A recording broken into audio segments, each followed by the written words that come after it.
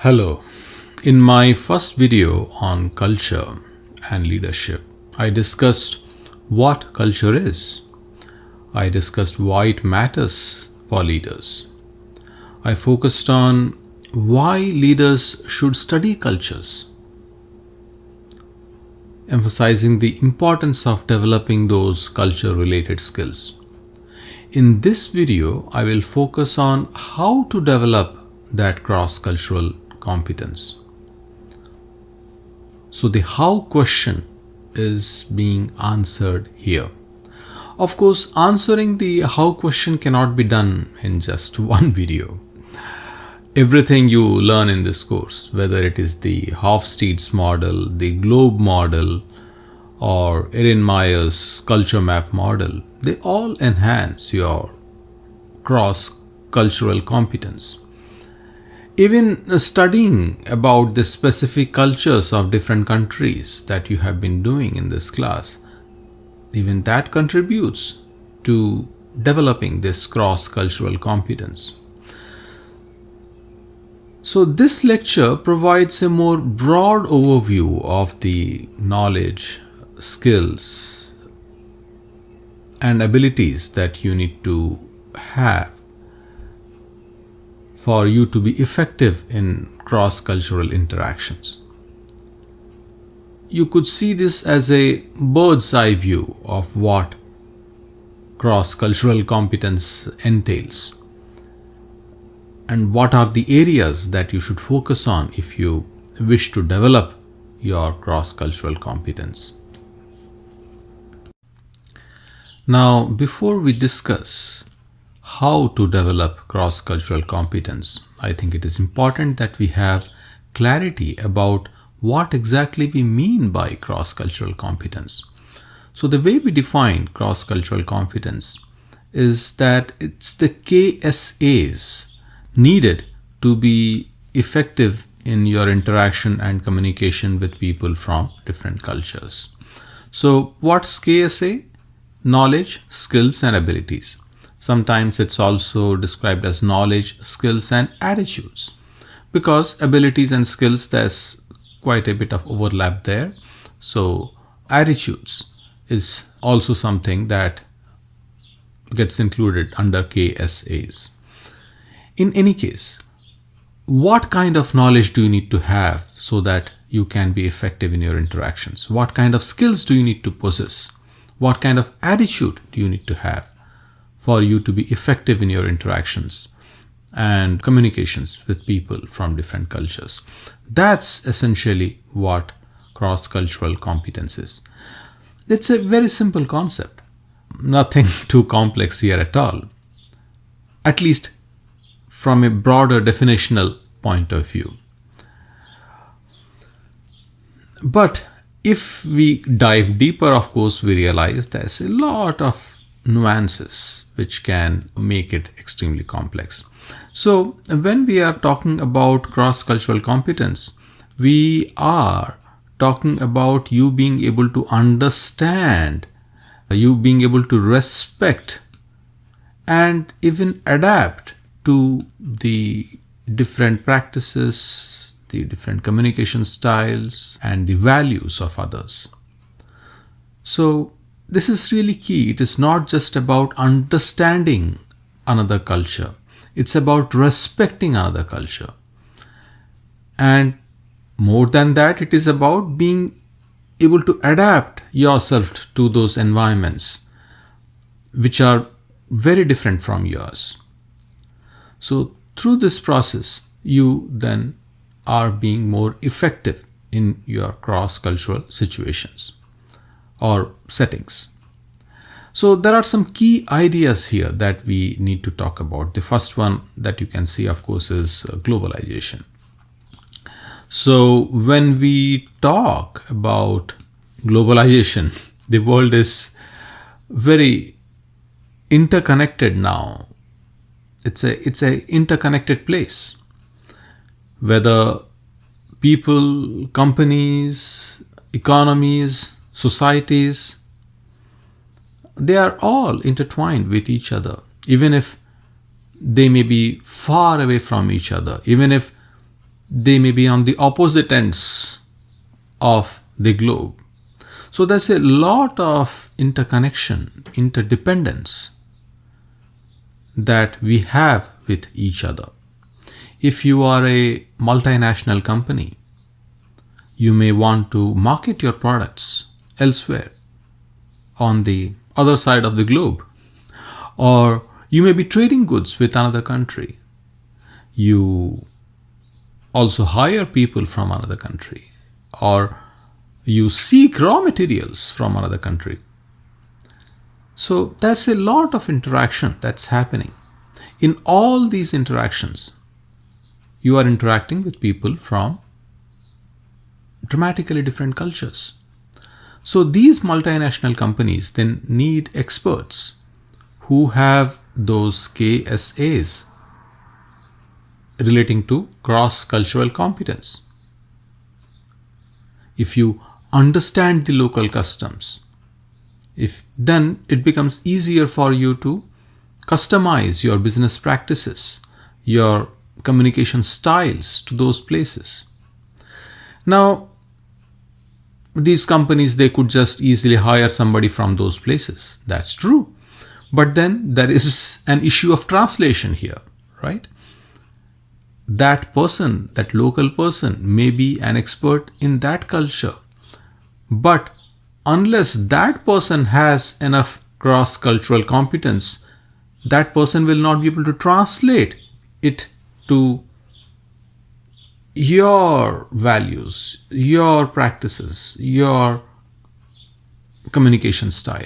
So we need people who understand the local culture as well as the culture of the place from where, in this case, the company is expanding its market. You need both. Only then do you succeed in being effective in your communication, in your interaction. The second point that we see here, diversity in the workplace, is something that gets emphasized a lot more today than it was, say, a couple of decades ago. So cross-cultural settings could occur while you are working in your current organization, in your local town. You may be from Fort Wayne, you may have lived here your entire life, you may decide to live here for the rest of your life. But Fort Wayne is not just people who are native to Fort Wayne. It has people from all over the world. The companies that exist here, many of those companies, they are multinational companies. They employ people from different parts of the world. They are interacting with people from different cultures. So if you are working and even deciding to stay in one place, you still need to develop this cross-cultural competencies so that you are being effective in your workplace, in your local workplace. So of course, when you develop these cross-cultural competencies, it becomes easier for you to communicate. Communication is something that we have discussed in the last lecture, so I won't spend too much of time here. Plus, we will be covering it in greater detail when we go through some of the other models. But it is something that you can realize helps you be better if you have the necessary cross-cultural competencies. Because communication is not just about the content of what you are saying or what you are writing. There's a lot of contextual aspect to communication, including context with respect to your body language. In any case, communication then becomes a big part of cross-cultural competence. And as we were discussing in the last lecture, conflict often arises if there are misunderstandings in communication. Now, not all conflicts are about misinterpretation or miscommunication. Conflict can happen because of many other reasons. Scarce resources, for instance. can be a major cause of conflict. If you have two kids who are fighting for the same piece of cake, then the cake becomes a scarce resource.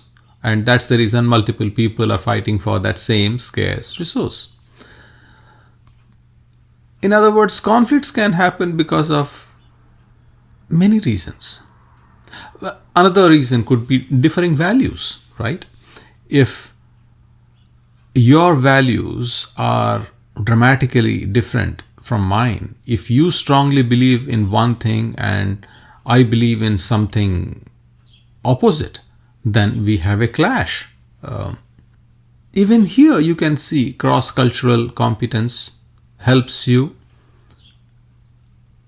minimize the conflict because you understand the other person's values. You understand the reason why somebody is behaving the way he or she is behaving. So you may be able to resolve many conflicts, or for that matter even avoid conflicts, if you have the necessary KSAs associated with that person's culture, that person's values, and that person's communication style. The boosting creativity dimension, I think, is again extremely important. Not emphasized enough, but when you are developing this cross-cultural competence, you are in a sense being able to think from another culture's perspective. And a lot of what happens in creativity is about being able to take multiple perspectives about things, not just thinking from one angle, but from multiple angles. That's how you come up with innovative solutions or innovative products. So innovation happens when you are not just thinking from one singular perspective. Cross-cultural competence, because it's all about understanding and seeing things from another perspective, another person's culture, then helps enhance your creativity. You will be able to find innovative solutions to many of your problems because, again, you are being able to see things from dramatically different perspectives.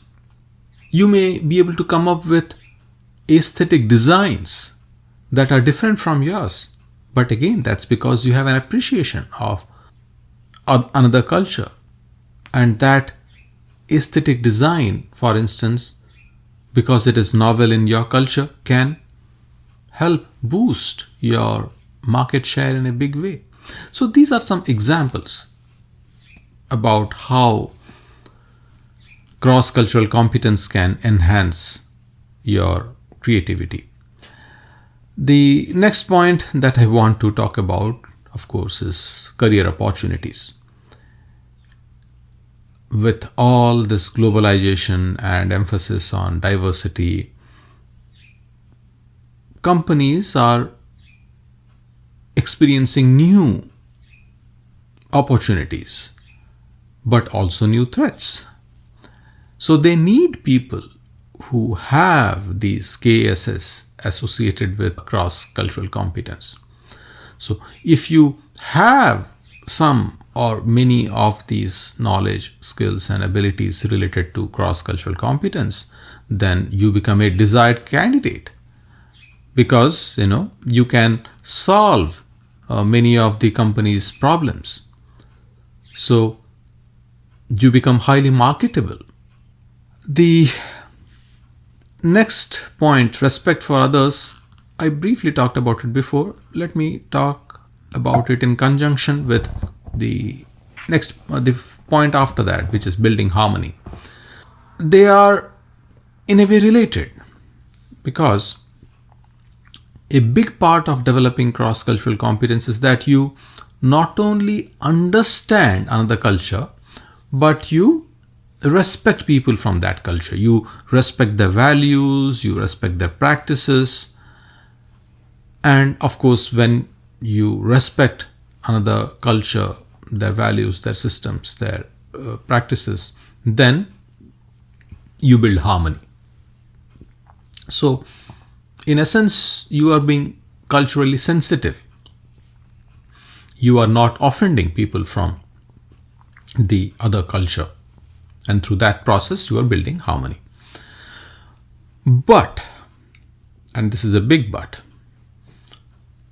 respecting others, building harmony does not mean that you have to bend backwards to please somebody from another culture.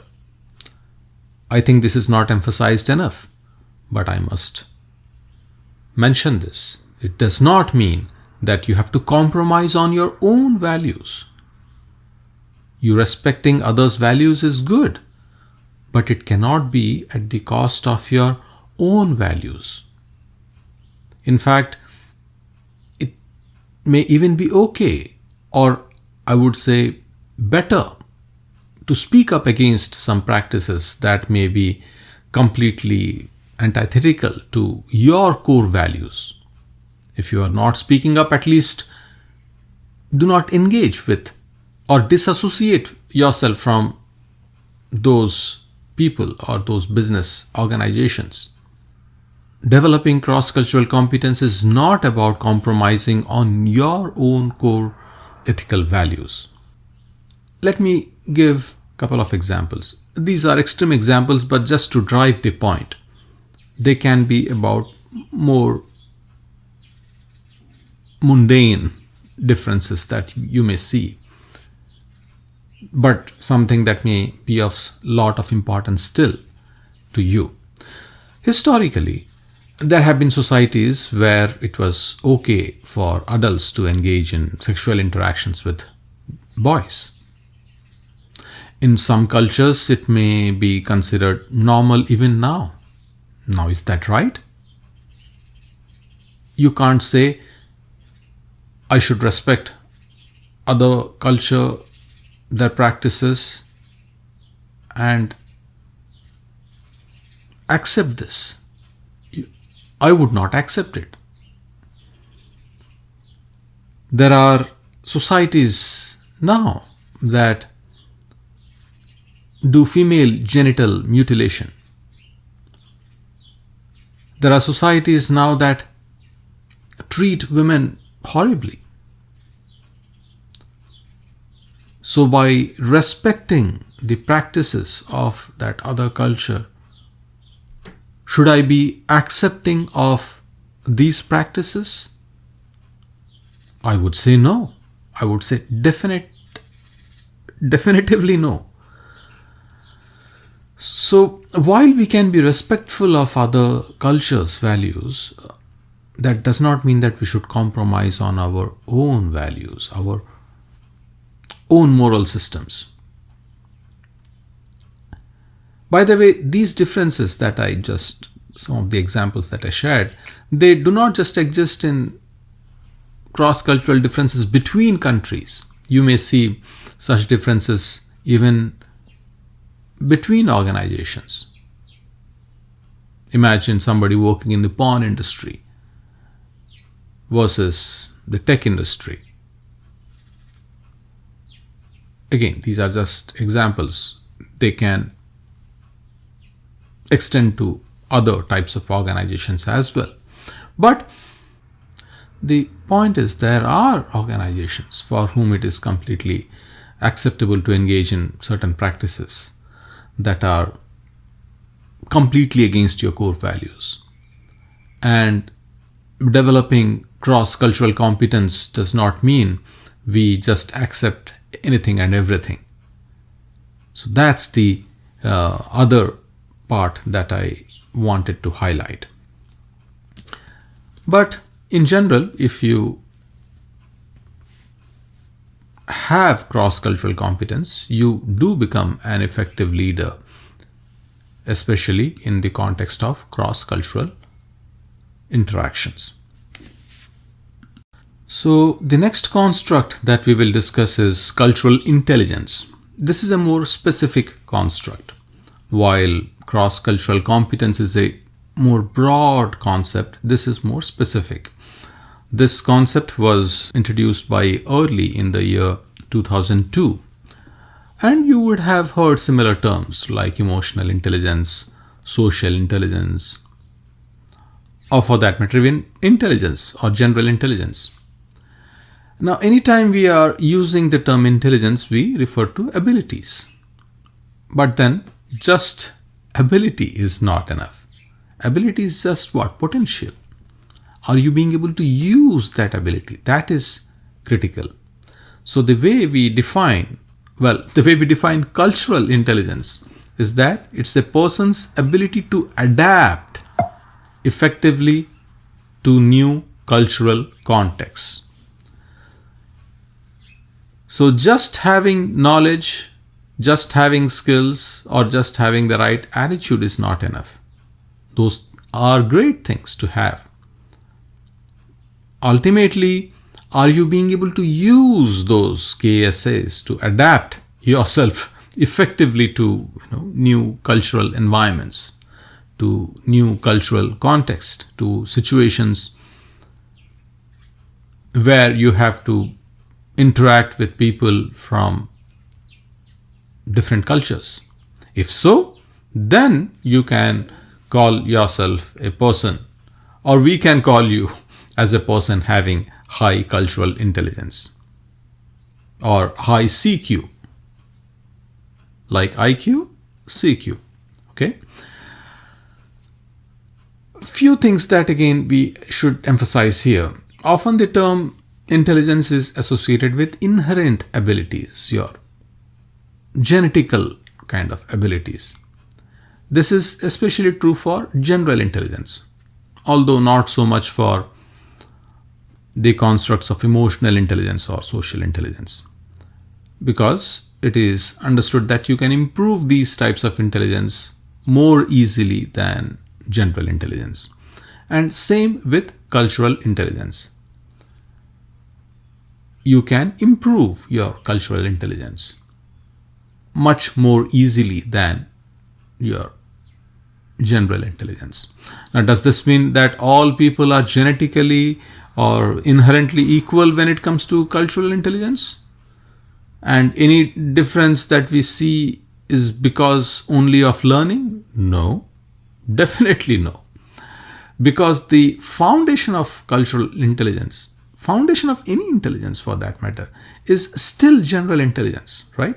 So if you do not have enough in general intelligence, your capacity to learn about different cultures is going to be limited, which then will impact your cultural intelligence. So that is something to keep in mind. But do recognize that you can more easily develop your cultural intelligence. So there are some key components that we should be discussing, especially in context of cultural intelligence. The first one that you see here is adaptation. That's also part of the definition of cultural intelligence. The point, of course, about adaptation is that are you actually being able to adapt effectively? That's the key part. It's not just about having the ability, but being able to adapt effectively in these new environments. So the focus here is on successful implementation of your behavior, successful adjustment in these novel situations. So where does that adaptation come from? It comes from what they call is your flexibility. What do we mean by flexibility? They mean, do you have a flexible mind? Are you open to new things? Are you ready to learn from others? Are you ready to open up your thinking, your values, to other perspectives that are different from yours? That's what we mean by flexibility. So we are talking about a cognitive flexibility here, an attitudinal flexibility, having that open mindset. And this is similarly very related to learning orientation. They are similar concepts, although not exactly the same. People who have high learning orientation would be called people who have that high cognitive flexibility, but there's something else that is emphasized in learning orientation, and that is, do you have the hunger to learn more about different cultures? Because again, this is in context of cross-cultural competencies. So, do you have the hunger to learn about other cultures? Some people are really interested to learn about other cultures, about their practices, about their language, about their customs. But then there are other people who do not care much about such learning. When they visit another country, they just do the sightseeing and then they are happy to come back with those selfies and photographs as their memories. But then there are others who like to immerse themselves. They like to interact more closely with people from other cultures because they have the hunger for learning the traditions of another culture. So this is another key aspect of cultural intelligence. Do you have that drive to learn about other cultures? When you do, then you develop high cultural intelligence more easily. The next point is about awareness, and I would say self-awareness primarily. Although awareness can be not just about ourselves, it could be about others. But in order for you to be effective, it is not just enough to know or learn about other cultures. It's extremely important to have great awareness about your own culture, about your own values. Only then can you see how your values and practices match up or integrate with the values of the other culture. So unless you have great awareness about your own culture, about your own customs, own traditions, own practices, your values, you will not have high cultural intelligence. So that term, know thyself, that is critical when it comes to cultural intelligence. The next 3 points, empathy is being able to keep yourself in somebody else's shoes and interact accordingly. That's also a big part of communication, and we also have discussed conflict resolution. So since I have already discussed these points in context of the broader topic of cross-cultural competence, I will not go through these again here, but these are some of the important sub-dimensions or important aspects of cultural intelligence. If you want to improve your cultural intelligence, you need to focus on developing that cognitive flexibility.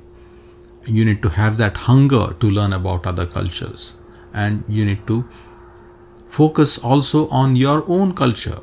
It's not just about learning about different other cultures. And ultimately, the test of the pudding lies in eating, as they say it. It's all that ability, does it actually translate to you being able to adapt successfully in these new cultural environments? That's the key sign that you have high cultural intelligence. Now, there are a couple of models of cultural intelligence that I would like to discuss. The first one was proposed by Early and Ang in 2003. They say that cultural intelligence essentially has these 3 broad dimensions: cognitive, motivational, and behavioral. We will go through each of these in a little bit of detail here. So the cognitive dimension refers to your thoughts. Cognition refers to thoughts, knowledge. So when we are saying the cognitive dimension of culture, we are referring to you having an understanding and knowledge of different cultures. It's about you having the knowledge of the cultural norms, the values, the beliefs, and the practices of another culture, for example. And that knowledge that we are talking about, that can be broadly of two different types: the declarative knowledge and the procedural knowledge. Declarative knowledge is what? It's basically the factual stuff you know about different cultures. What are their customs? What are their traditions? What are their values? What are their beliefs? What are their social norms? Things that you often read about in a textbook. So that's the declarative knowledge. But then there is also something that is of even more importance, which is the procedural knowledge. You can think of this as how to apply that declarative knowledge in interactions. It's knowing how to adjust your communication, how to navigate those cultural differences, how to behave appropriately with people from another culture. So that's the emphasis on procedure, how you do something, not just the what difference that may exist between people from different cultures, but how you go about navigating those differences. And this often comes from your experiential knowledge. You can learn a lot about the declarative knowledge differences that may exist between different countries, but the procedural knowledge often comes from you immersing yourself in a different culture. You noticing how they behave, how they do different things. This takes time. Declarative knowledge you can gain over a semester, for instance. Procedural knowledge can take much longer, and for that, again, you have to immerse yourself in that culture. Just watching a movie from that culture will not help. Because again, you see, movies, they tend to dramatize things. They are not always an accurate depiction of how things function in real life. For example, in the US here, people often greet each other, "How are you?" "Hey, how are you?" Right? The other person responds that way. It's very automatic. You don't see such interactions in Hollywood movies, for instance. There, when somebody says, "Hey, how are you?" the other person may respond in a very creative fashion, because the writers of that movie have invested a lot of time and energy coming up with a script that makes that interaction interesting. Otherwise, you will be bored to watch that movie. So you often will not see such mundane, trivial kind of interactions that are part and parcel of the regular interaction that happens. In other words, what I'm trying to say through this example is that you cannot just gain procedural knowledge by reading about another country, by reading or watching several movies made from that country. You have to actually immerse yourself in that culture. You have to go spend time there in order for you to gain that procedural knowledge. So that's the thing that I want to emphasize. When it comes to thinking, then certain patterns of thinking comes into play. Analogical thinking. What is analogical thinking?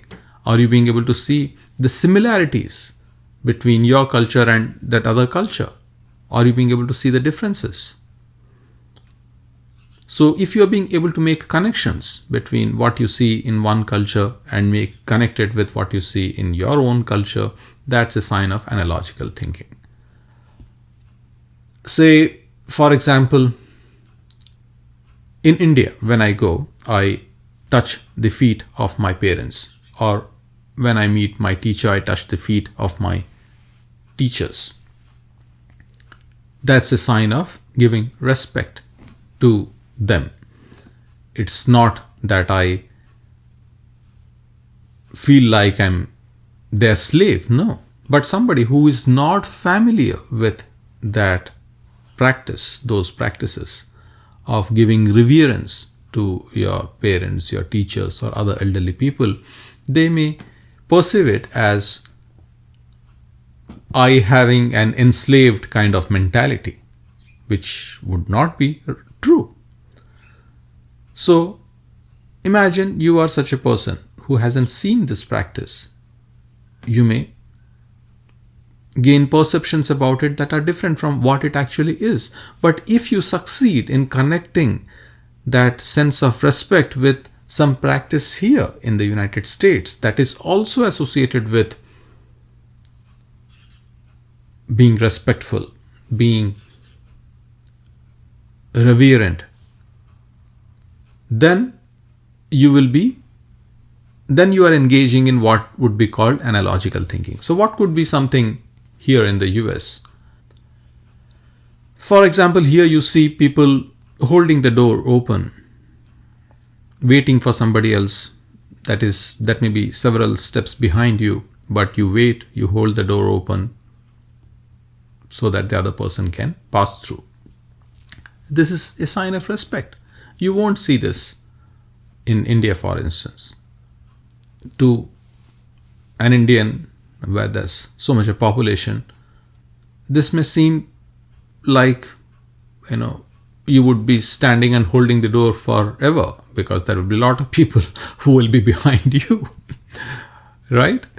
So you will not see this kind of respect being shown to you, but you will see different forms of respect. Anyway, these examples may not necessarily be perfect, but I want you to understand what analogical thinking is. You need to make connections between the different things that you see in different cultures. That would be analogical thinking. And it's not mentioned here, but there could be also be inductive reasoning. So you see something specific and then you make generalizations about those behaviors, those actions. Of course, you have to engage in inductive reasoning carefully because you don't want to make wrong generalizations, false generalizations. A big part of the cognitive component of cultural intelligence is also pattern recognition, external scanning. Some people are really good at scanning their environment, noticing what's happening. Spies, for instance, they tend to be really good at that. They also have to have high cultural intelligence in order to be successful when they are in a different country. Scanning, of course, is a behavior, but here when we are talking about external scanning as a cognitive component, we are talking about being aware of the different cues in the environment, noticing them, and then doing the pattern recognition. So it's all about social perception, understanding social cues, body language, the hidden cultural messages. These are some of the important things that then form a big part of cultural intelligence. Self-awareness, again, I have already discussed that in my previous slide. So it is extremely important that you have knowledge about your own self, about your own values, biases. So I will not repeat that here. Now let's go to the next dimension. So while the cognitive dimension focused on your abilities pertaining to your thoughts, knowledge, the motivational dimension focuses more on your willingness and desire to engage in people from different cultures. Not all people are highly motivated when it comes to interacting with people with different cultures. Some people are and some people are not. So where do these motivational differences come from? Efficacy is a big part. Efficacy, you would remember, hopefully from other classes that you may have taken. is about how confident you are that your efforts will yield the results that you are expecting to get from those efforts. So if you have high self-efficacy, you have higher confidence that you will be able to learn the differences that exist between different cultures, that you will be able to learn and master the behaviors that are necessary for you to be effective in the other culture. So when you have high self-efficacy, you are more likely to persist even when you are, let's say, initially failing. So those are some of the key aspects of the motivational component of cultural intelligence. I should also, I think, touch upon the goals aspect, because if you are clear about your goals, then you are more likely to engage in these learning behaviors that we were talking about. Let me illustrate this with an example. Say, for example, I am from some country in Thailand and I have the goal of settling down in United States. I want the citizenship of United States. Then, of course, I will be highly motivated to learn the different cultural nuances of United States, because I want to live here. I want to spend the rest of my life here, right? But if I do not have that goal, if I'm just visiting here for a short while and then intend to go back, then I will not be as motivated to learn these cultural differences. So goals do make a big difference with respect to whether or not you will have the necessary motivation to master different aspects of cultural intelligence. So those are some of the key points with respect to motivation. Let's quickly go through the behavioral dimension and then we will finish up this model. The last dimension that Early and Ang are talking about is the behavioral dimension, which of course is very straightforward. Behavioral refers to behaviors. So when we are talking about the behavioral dimension of cultural intelligence, we are talking about you actually engaging in those behaviors. Do you have the ability to adapt, to change your behavior and communication styles when you are interacting with people from different cultures? Do you have those behavioral skill sets, the repertoire of behaviors that you may need to interact effectively with people from different cultures? Are you being able to modify your body language, your tone of voice, your physical gestures, are you being able to modify your body language, your tone of voice, your physical gestures, making them compatible with the style of communication exhibited by the people of the other culture?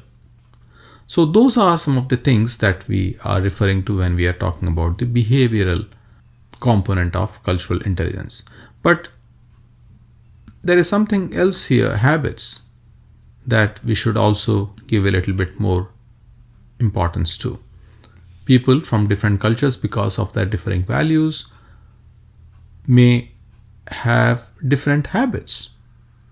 Now, have you also internalized those habits?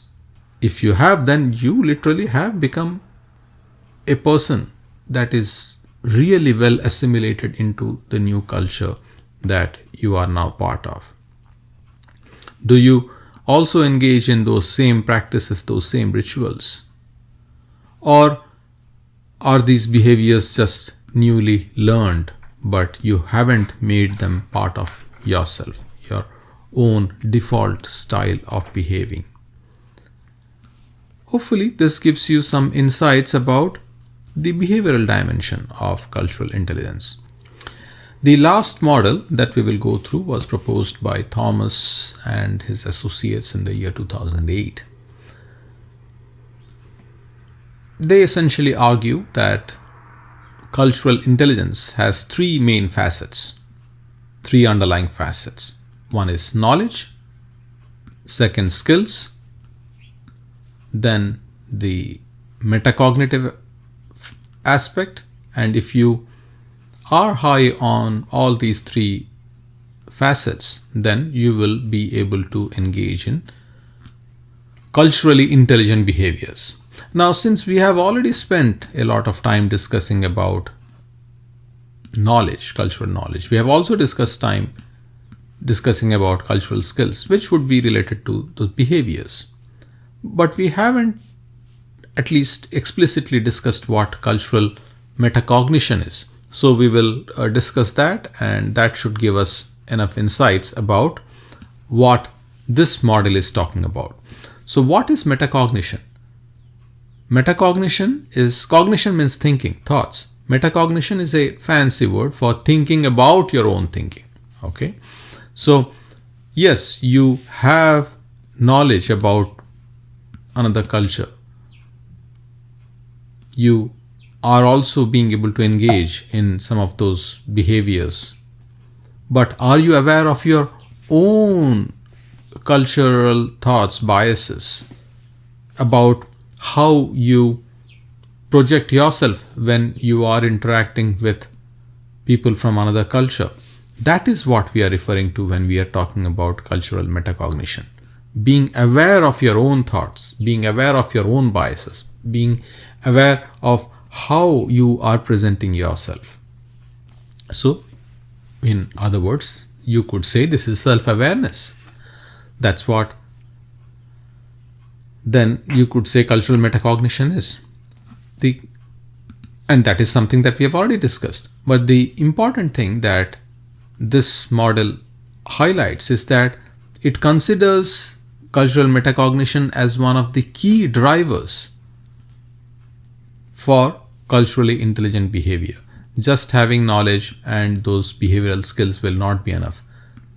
They do work only when you have the metacognitive capacities or that self-awareness, and then you will be able to tweak your behavior to the new cultural environment that you are in, or in other words, you will be engaging in culturally intelligent behavior, or in other words, you will be effective in intercultural interactions.